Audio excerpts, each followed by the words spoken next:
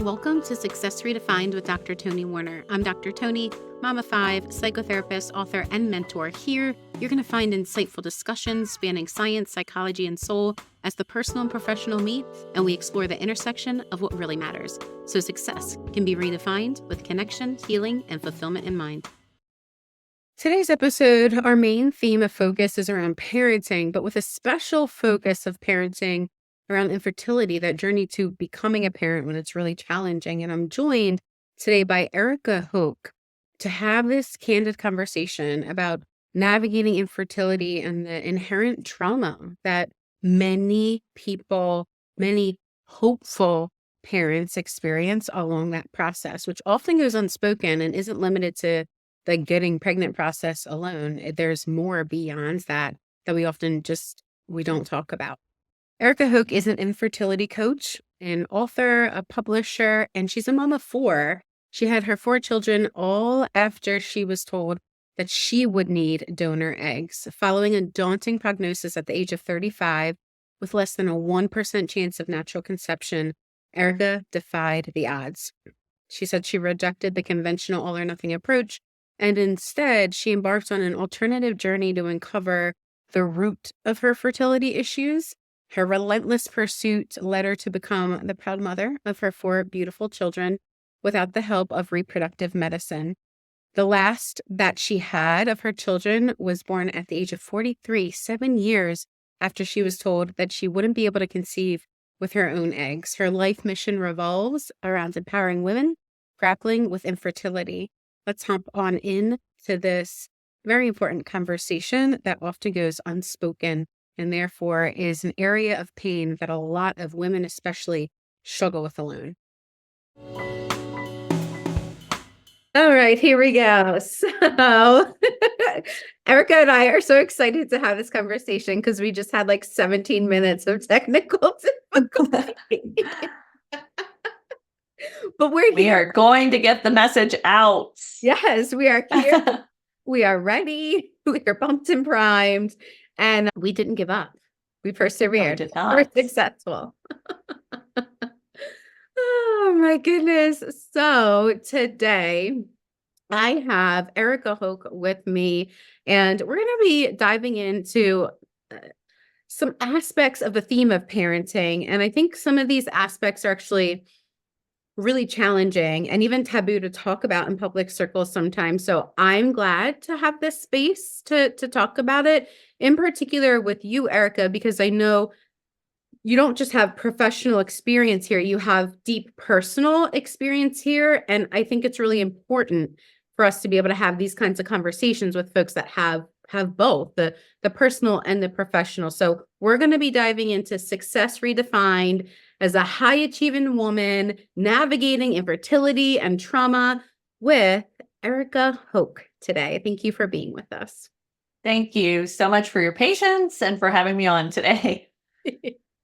Oh, absolutely. It's so funny. My husband's a computer guy and I'm a people person. I'm a psychotherapist, right? And he is more easily frustrated with people and I'm more easily frustrated with computers. So when computers don't do what they're supposed to do, so I'm proud of myself, right? Thank God for our IT support, right? So true. Yeah. So true. He pulls through when I need it, that's for sure. Yeah. But we're here and we're present. And we're having a really important conversation. One that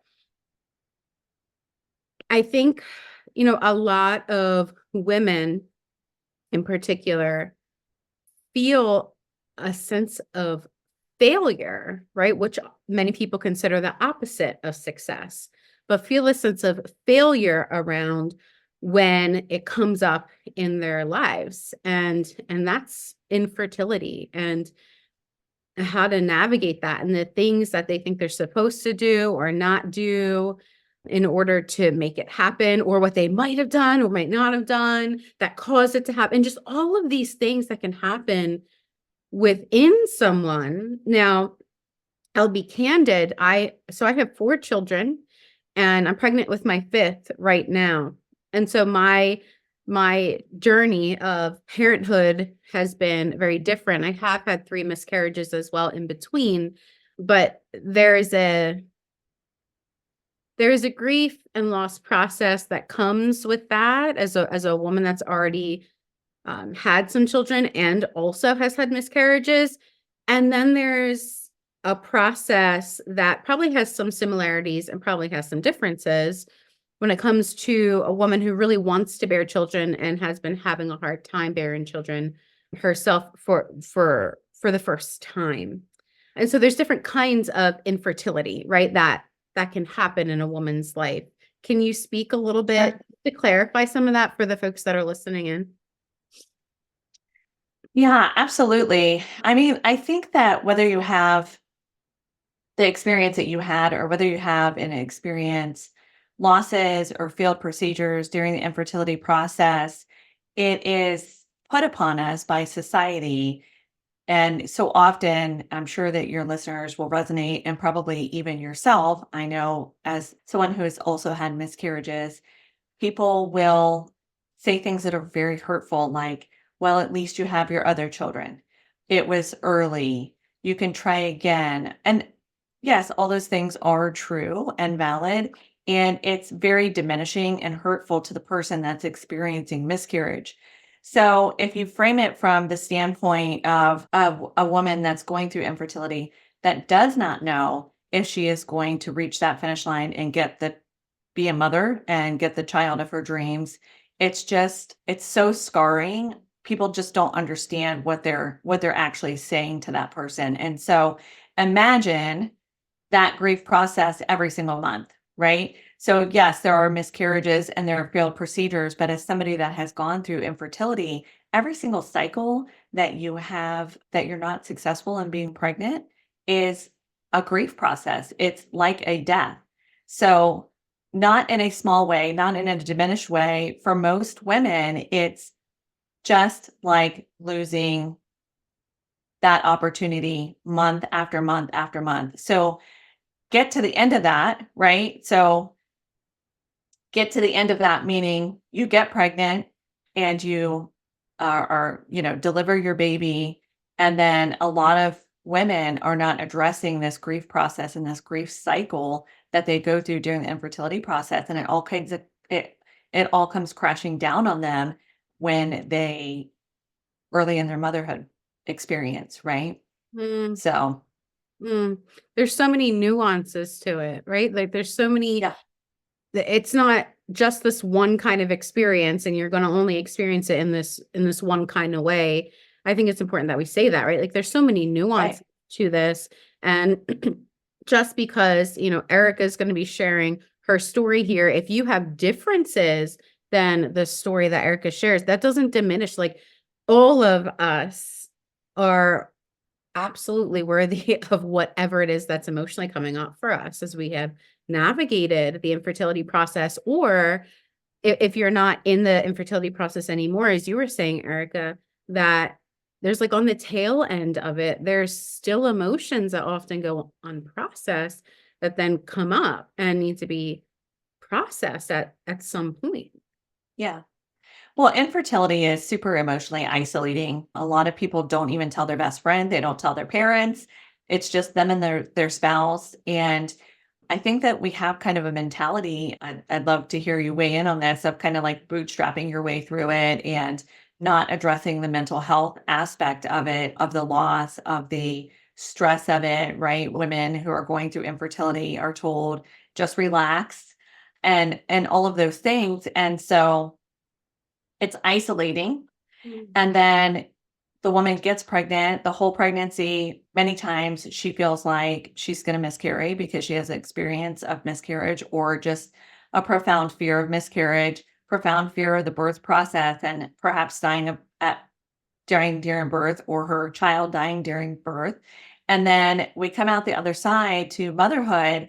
And now everyone's like, standing around applauding. You got what you wanted. You got the baby. Yay. It's not a magic wand. That baby's not a magic wand to erase all that trauma. And so, as women that have experienced infertility, then we're separated from our peers again, right? We can't say, oh, I'm having a hard time breastfeeding, or oh, my baby's not sleeping through the night, or oh, this was more intense than I expected, this motherhood thing, because we got what we wanted, right? And so that isolation combined with the trauma that they've already experienced, again, is super scarring and very isolating. And it's really one of my passions is to shine a light in that dark area where people feel alone. I have a book collaboration that I did with people, women who have experienced postpartum trauma after an infertility journey, and it's part of the infertility success series, and it's infertility success to postpartum mass, the truth that nobody tells you because women are not talking about this. How can they talk to their old group of peers going through infertility and think, hey, on the other side, I'm still experiencing some pain over here. And they can't really talk to, or they feel like they can't talk to their friends who didn't experience infertility because there's just not that understanding of what they've experienced. So, again, very isolating. It's challenging because you said at one point earlier on, as you were speaking, about this like bootstraps mentality, right? As women, it's assumes that motherhood and all that comes with it, before it, unto it, during it. Well, everything is supposed to be so natural and smooth. And that's not the case for many, if not all of us at some point, right? But oftentimes, I think we associate success, right? Being a successful mother, being a successful woman, being a successful partner, whatever the case is like doing it the right way, as if there's Okay. only one right way. And so if we're not doing it the right way, or the traditional way isn't working for us, there is whatever it is that comes up for us. I think it's a little bit different probably for each of us based on our support system, our own trauma histories, and things like that, Sure. about what it means for us to have to deal with that. So if I can't do it the right way, or the quote unquote right way isn't working for me, so I'm not successful in that, I don't want to fail. So I need to suck it up, or I need to figure this out, or I am a failure. All of these things Mhm. that can happen for us. And when we are reciting that to ourselves over and over and over and over again, it adds to the stress, which then actually makes fertility even more challenging, Harder. right? Yeah. But I would love to like pause for a moment and rewind and plug into you, Erica, and the experience that you had, because I know that as you were wanting to become a mother, that you Mhm. went through this, you had your own infertility journey. And what you had shared kind of on the back end with me behind the scenes is that, and it's stood out to me so strongly. You said that infertility is itself a trauma. Yeah, And absolutely. that struck me. Like, that struck a chord with me because I think that there are probably so many women that needed to hear someone else say that. So if you're open to sharing any part of your infertility journey and what that experience was like for you, we would love to hear, what challenges Yeah. you faced along the way. Absolutely. I share my story not just to help other women, to help other women have hope and inspire other women, because the truth be told is that I would have been voted least likely to get pregnant. If there was ever someone who was not a candidate to be able to have children, it was me. So I knew when my husband and I wanted to have children, that we might not have an easy time. I had a lot of reproductive health problems. I had actually 7 diagnoses, and some of those included stage 4 endometriosis, which I had surgery for. I had PCOS, I had uterine fibroids. I had something called factor V Leiden, which I talk a lot about because a geneticist told us that up to 80% of the population is a carrier for, and it can actually cause any miscarriage in any trimester. And it can also cause primary and secondary infertility. So it's really confusing to people. But I did, in fact, have also factor V Leiden. I have an MTHFR double mutation. I had a lot of things going on. I had thyroid disease. I think that I might have gotten all 7. I didn't count, but I knew I was gonna have my own challenges, but like most women, I thought that IVF was gonna be my backup plan. And then when I was told at 35 that I had diminished ovarian reserve and that I did not have enough eggs for them to do a retrieval, and then I would need donor eggs. I knew that in my heart, I had to do everything that was in my control to improve my chances of getting pregnant and try on my own. Mm, that experience in and of itself, of hearing that statement, the lack of likelihood of being able to conceive your own child when you want to. That's you want to be able to do that. How did you navigate that? I mean, I certainly went through a grief process, but I am a very tenacious person.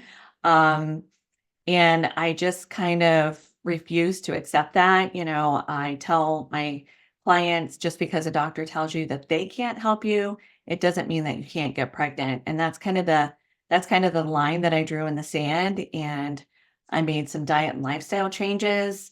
I took control of my own medical testing and that sort of thing concerning like my thyroid. I started practicing seeing a traditional Chinese medicine doctor for acupuncture, and all of those things within 18 months combined healed my body enough that I was able to conceive the first time.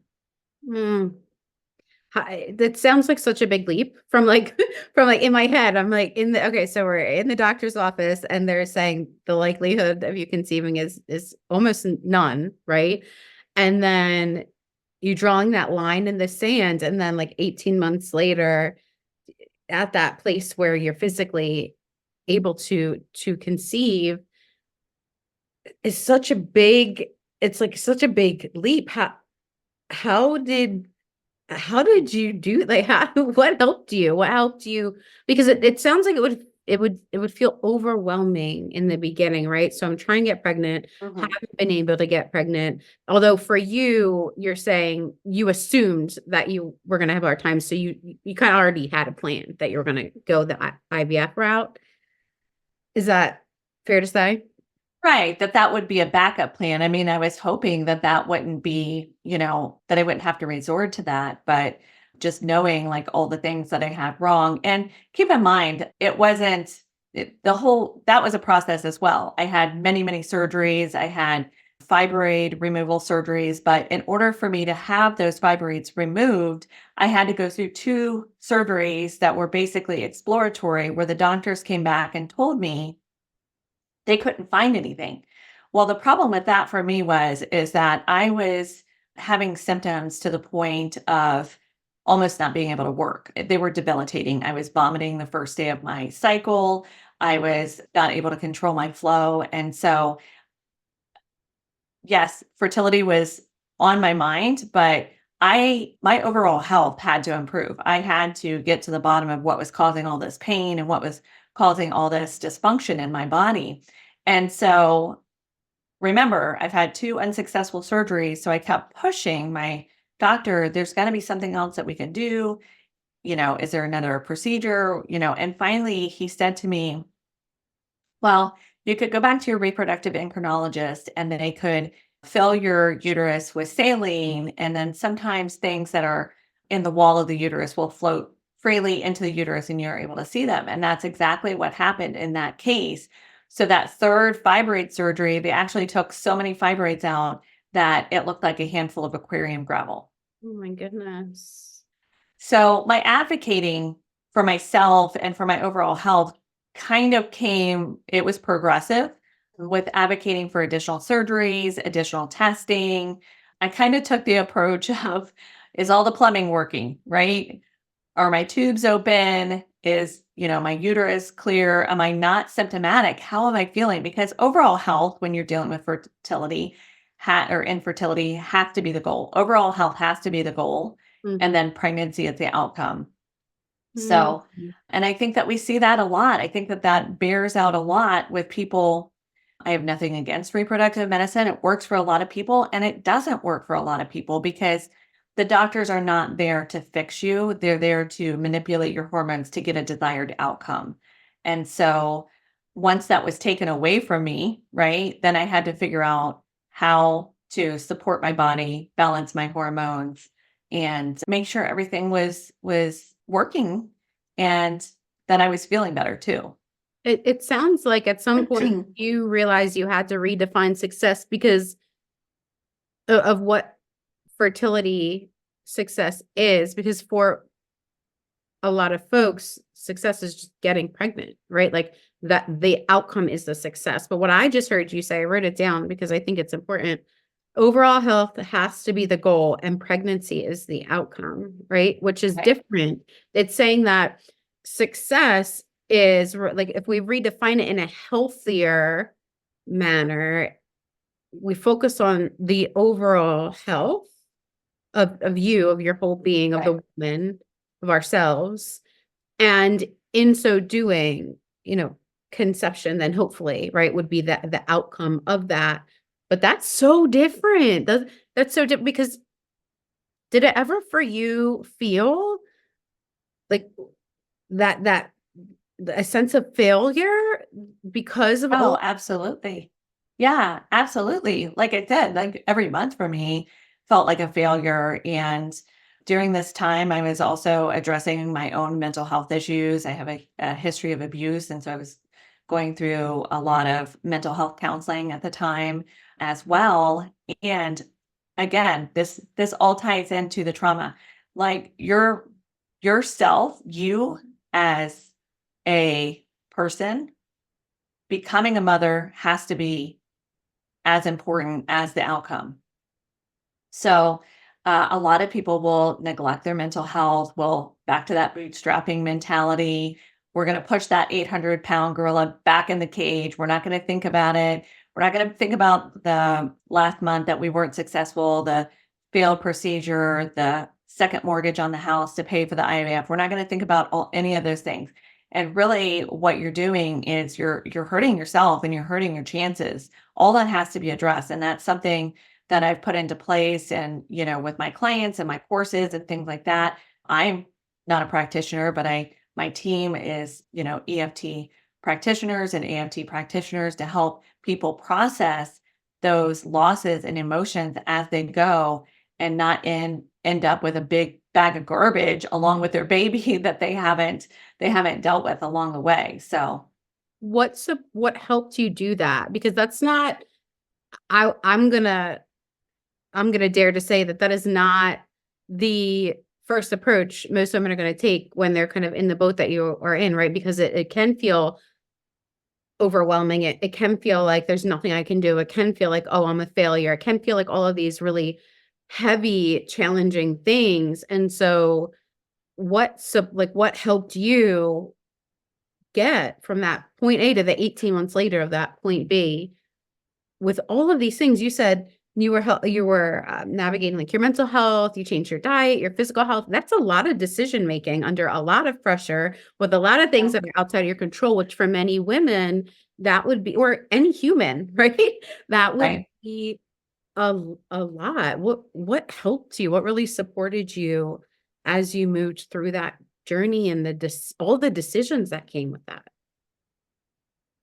Yeah, I know that it sounds easy, air quote easy as I'm telling the story, but it really was making the decision every day and some days not making the decision, some days giving up on, okay, I really want this glass of wine, but I know it might not be the best thing for me or whatever. I think that it comes down to taking personal responsibility for your health and for what's going on in your body and your decision to get pregnant, right? And so infertility kind of takes that away from you, right? The doctors are telling you, do this, do that. So I took my power back, I think is what I'm saying to you. I took that power back when they told me that I would need donor eggs and I refused this all or nothing approach and I just decided to start chipping away at it. And some days I did great and some days I didn't, but I didn't stop. And I didn't say this is too much. And I just kept investigating. I kept testing. I kept tuning into my body and saying, okay, I know that my thyroid is in range, air quote, in range, but I am symptomatic. I don't feel good. I don't feel like myself. And so I would backtrack into my medical records and say, okay, my last, 5 thyroid TSH levels. Oh, okay. So 5 years ago when I had my physical, it was on one side of the football field because thyroid levels are a huge football field of range. And now I've slid all the way over here, past midfield, and maybe I'll talk to my doctor about the fact that that's not my normal. Like I needed something different. So it was just chipping away at all aspects of my health, how I felt, and Was not that quitting. was that immediate for you though? So at some point, right, you had to decide. You said I took my power back and Yeah. essentially was that just immediate for you or was there a defining moment in your Oh, I journey? was really mad. No, I was really mad. And I was like, no, you're not going to tell me that. I refuse to accept that diagnosis or prognosis. And I don't believe you. And I think that whether, I think sometimes, it, you need to do that. You Get just mad? kind of need to stand up for yourself in your own mind, right? Well, I mean, I think it's interesting you said that because I think anger and advocacy are two things now that you have said that it sounds like they helped you shift. They helped you be like, okay, I am going to take my power back in this different way. Hmm. And in so doing, I'm redefining success for myself. I have to. It sounds like you had to at some point accept that if you only focused on getting pregnant, you would cause more stress and stress to yourself. And so instead, you took kind of the overall health approach and had, the hope and the faith that that would result in pregnancy in the end for you. But part of the catalyst for that shift in that direction was the advocacy and then the anger that you allowed yourself to feel rather than like shove it down or you know Right. push yourself in some other way. Like you let yourself feel angry and you let yourself not stay there too, right? Like I'm allowed to feel angry. I'm allowed to refuse or disagree with what is being presented to me after all of these months of advocacy. So I'm going to take a different approach. Was it something Right. like that or how would you describe it? Yeah, absolutely. And there's a lot that's in our control that we sometimes just don't want to do.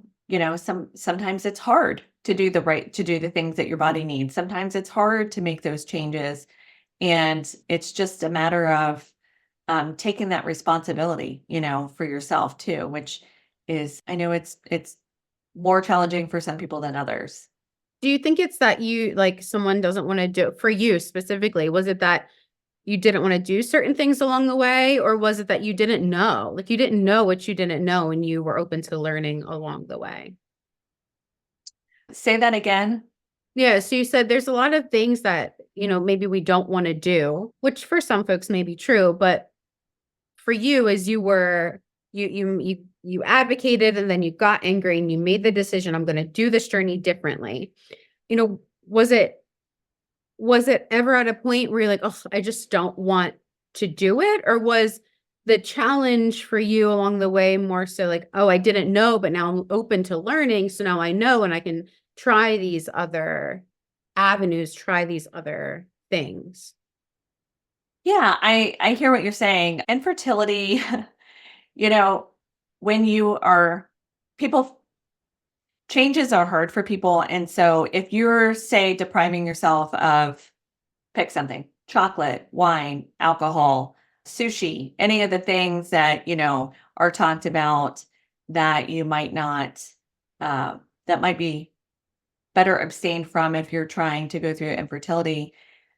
If you have gone 3 months without your favorite treat, fill in the blank, and you're still not pregnant.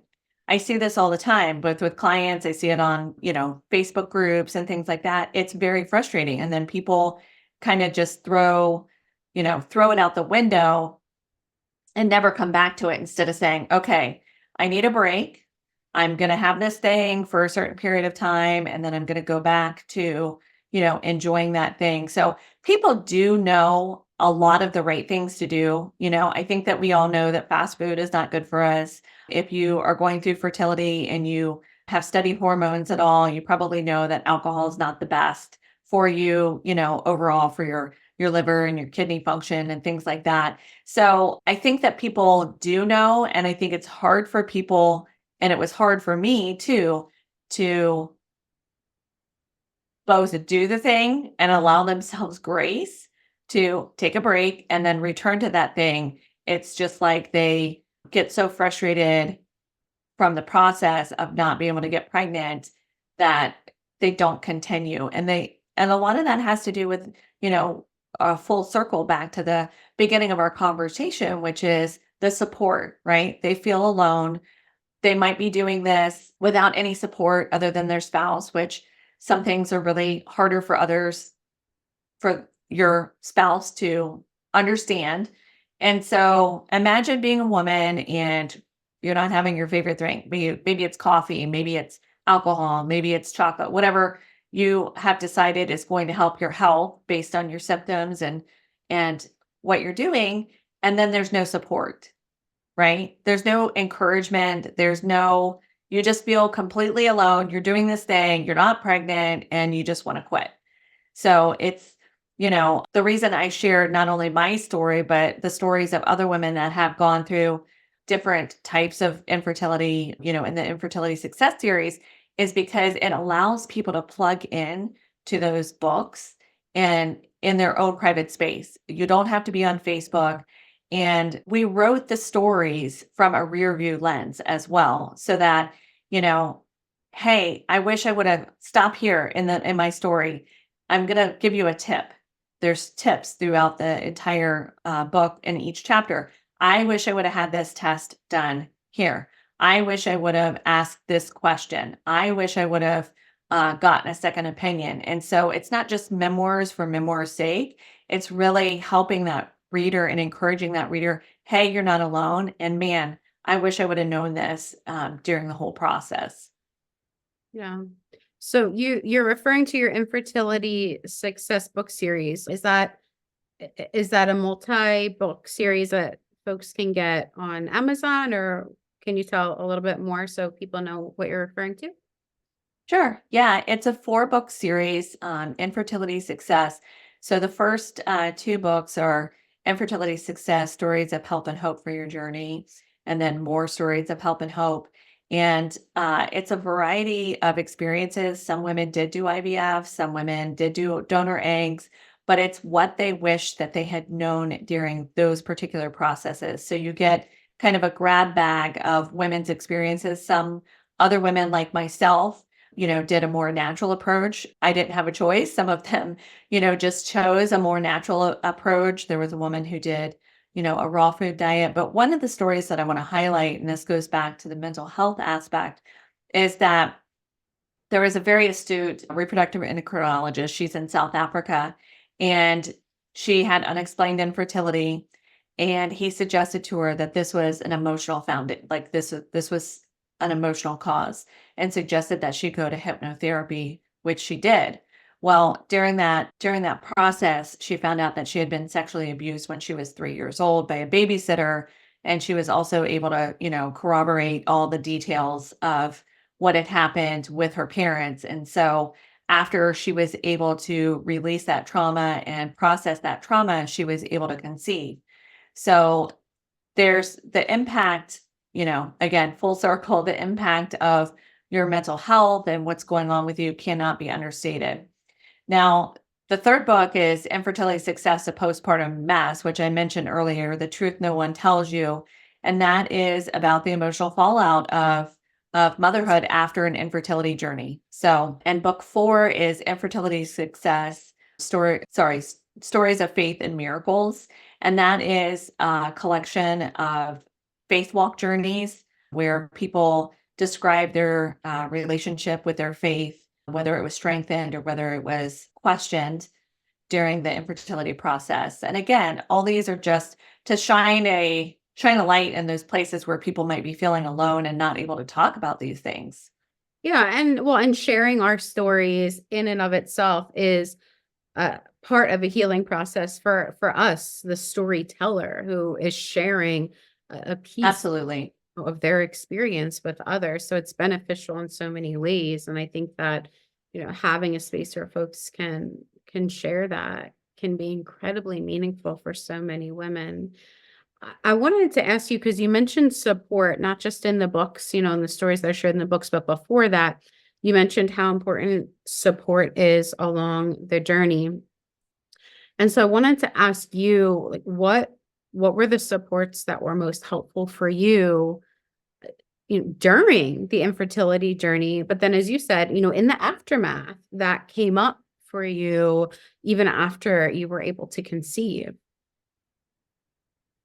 So I have a wonderful husband. He was super supportive during the whole infertility journey. I had some close friends that supported me. As I mentioned before, I was, seeing a mental health counselor at the time as well. And even my acupuncturist was, supportive and encouraging during the process as well. I guess I would say I have some regrets about my early motherhood experience because I didn't have that support. And, a lot of women like myself are type A personalities that go through infertility. And so I don't know what to say other than it's, that the expectation, the societal expectation of jumping right back in there and, pregnancy is not a disease and just get back to work and get back to like your life. And I wish I had given myself some grace, I wish I had put some things in place so that I could have some more downtime, you know, during my maternity leave. I wish I had hired a doula. But the fact of the matter is we had some family, but I didn't take that time and you can't get that time back. So I didn't have a lot of support postpartum, but as I progressed in motherhood and grew, on my journey with my last child, I did have that support. I hired a postpartum doula so that I could, sit and cuddle my baby and nurse and do all the things that, I wanted to do with this last baby. By the way, he was born 7 years.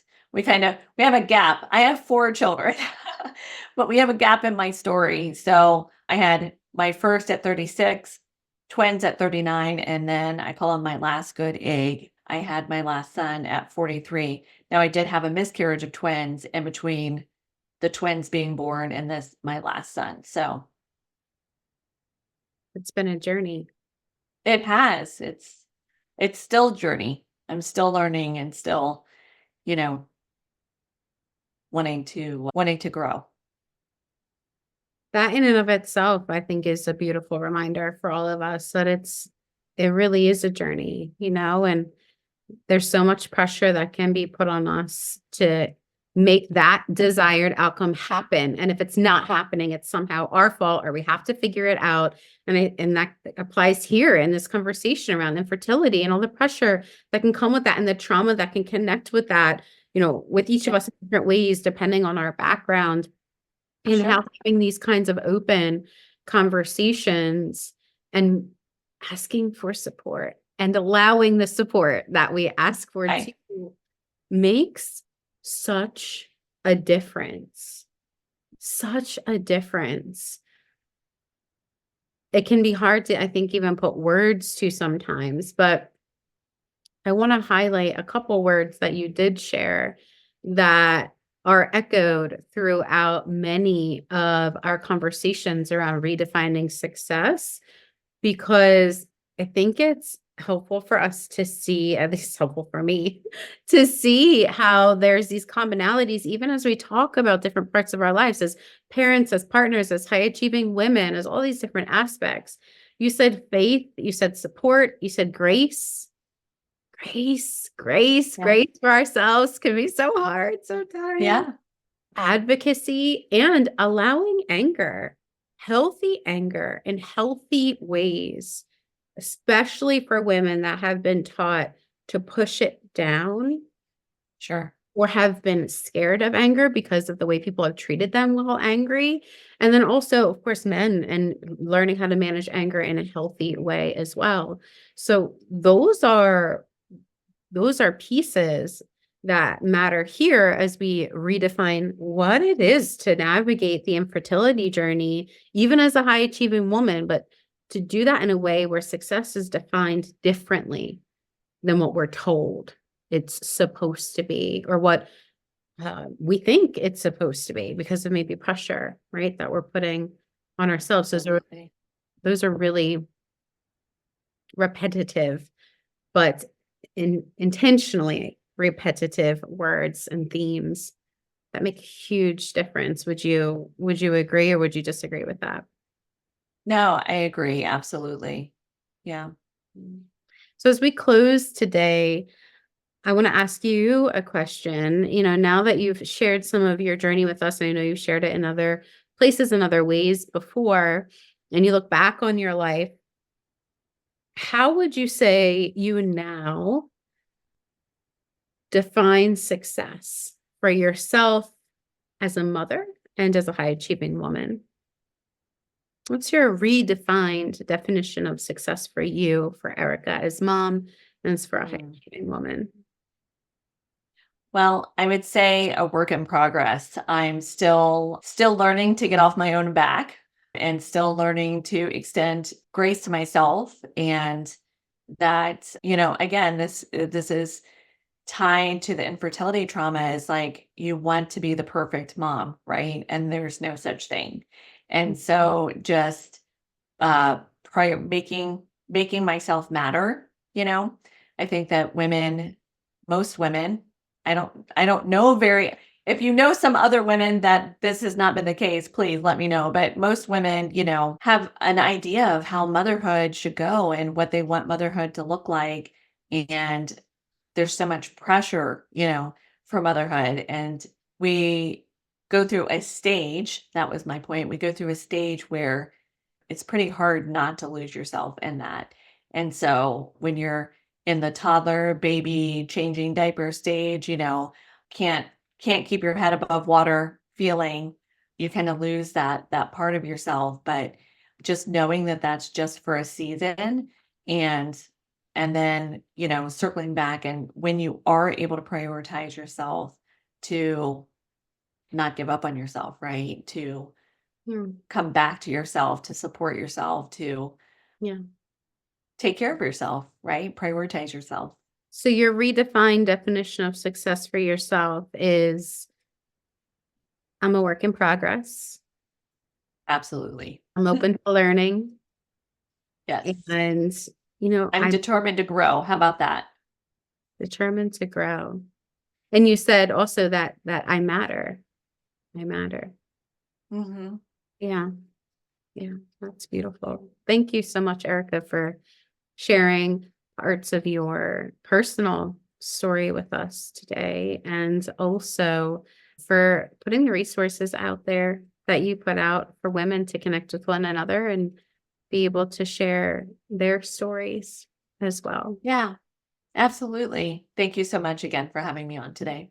Absolutely. If someone wants to follow you, stay connected to you, resonates with you deeply, and wants to follow up, where can they find you? The best place to find me is on my website, and that's just my first and last name. That's Erica with a C. And then my last name is Hoke. It's Hoke. It sounds like hope, but with a K. So it's ericahoke.com.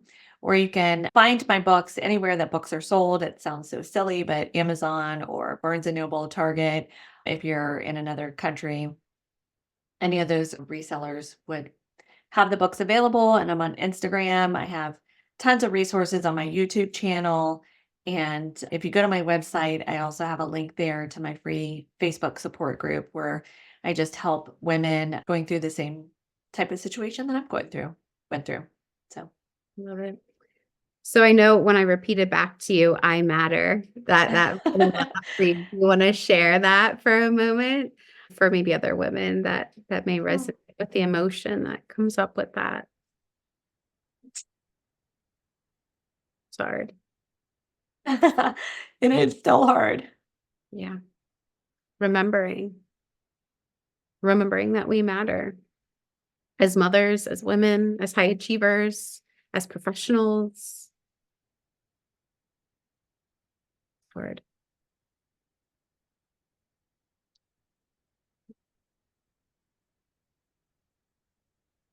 And that the process doesn't also, define you. So true. It doesn't. And we're convinced so often that Yeah, that it should or that it does. right. And spaces like these give an opportunity for women to have hope that something different is possible for them, Right. for you and for me. Absolutely. And I tell my story to give other women hope, but I want them to have hope even if they don't resonate with my story because like I said, the books are a grab bag of different um scenarios that some of those women did embryo adoption, some of them did egg donation. There is some male factor infertility in there. And so you have to decide for yourself. And I encourage women to have these conversations with their spouses about what success for their family looks like. What is the definition? What are we going to allow to take place? Where's our stopping point? Because sometimes we just keep going because that's what that's the only thing that we know to do, right? People keep having procedures after failed procedures because they want a baby and they don't know what else to do. So it's really important, to, like you said, define that success within your family and not just be carried away by what you know and what you don't know, right? Yeah. Yeah. It's so beautiful. If anyone wants to grab any of the resources that Erika has, you can head over to erikahoke.com. And I know, Erika, you had shared, I believe that you have a free masterclass as well. Is that correct? I do. Yes, it's coming up at the end of the month. So I'll get you that link. Okay. Okay. It'll So be it'll be it'll be ready by the time this airs. So yeah. so we'll check the show notes and you can grab her free masterclass as well and check that out. Erika, no more words that I have that I can say to just express my appreciation again for you sharing genuinely and authentically here, because I think that the world needs more of these kinds of conversations where we can just genuinely, authentically, and compassionately share. Yeah, absolutely. Thank you so much for helping me spread the word. It is my pleasure. Thank you, everyone that's tuning in today. Thank you for being with us. If you're joining us on YouTube, I invite you to head to the comment section, cultivate community here so that everyone can benefit. Share your reflections, your confusions, your questions, contributions, anything that has come up for you that you would like to share. Please share that with the community below. And until next time, I hope and wish and desire for you much success that not only benefits you, but benefits those around you and the world. Bye, everyone.